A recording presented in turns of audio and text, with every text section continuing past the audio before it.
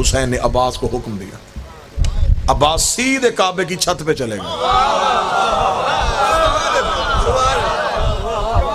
باپ نے پلانوں کا ممبر بنایا تھا، عباس نے کعبے کو ممبر بنا لیا۔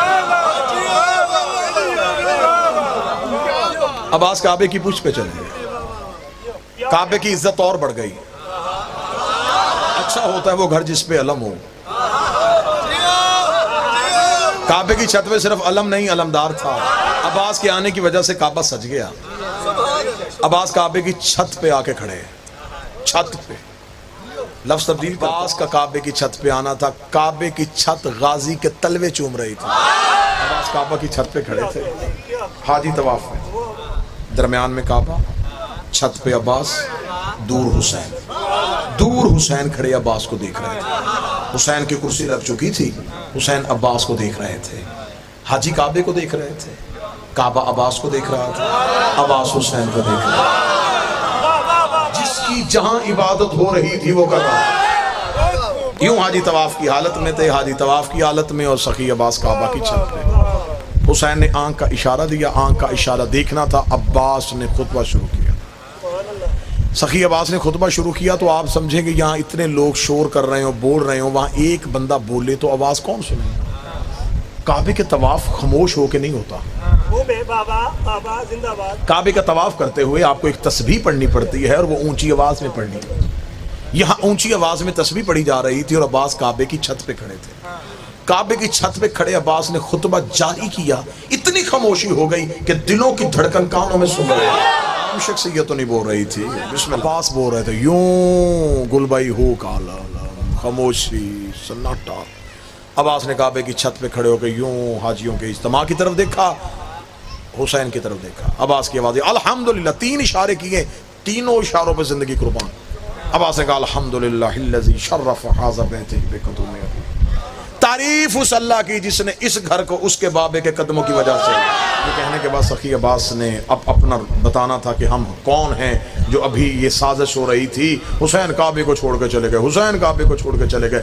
عباس نے جلال میں کہا من کان بیت الامس اصبح قبلۃ، یہ صرف گھر تھا، اسے قبلہ ہم نے کیا۔ گھروں کے طواف تو نہیں ہوتے نا، کمروں کی طرف منہ کر کے تو سجدہ نہیں ہوتا۔ عباس نے کہا یہ تو گھر تھا، اسے قبلہ ہم نے کیا۔ اسے سجدہ اینٹوں کی وجہ سے نہیں ہو رہا، ہماری وجہ سے۔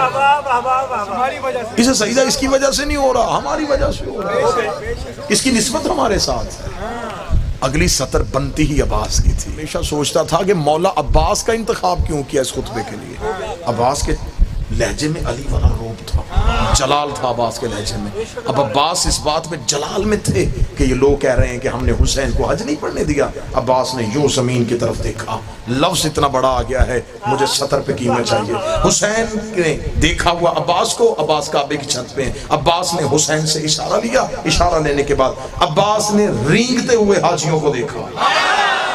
میں چلتے ہوئے تو کہہ نہیں سکتا، میں کیسے کہوں چل رہے تھے۔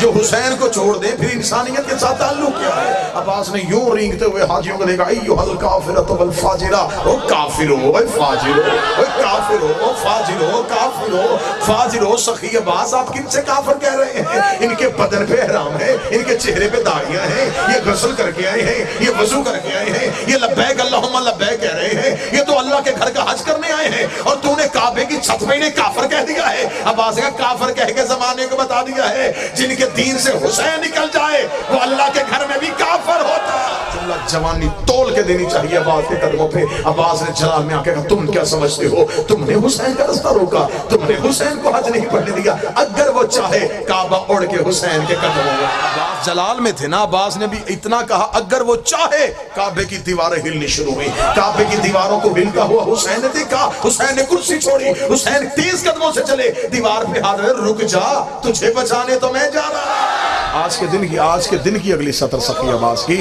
مولا عباس دے کے کہتے ہیں حجر اسود کو تم چومنے آئے ہو۔ حجر اسود میرے مولا کے ہاتھوں کو چومتا ہے۔ بڑا فصیح و بلی خدا، اگر حکم امام نہ ہوتا ہم تم پہ ایسے حملہ کر دیتے جیسے باز چڑیوں کے غول پہ آتا ہے۔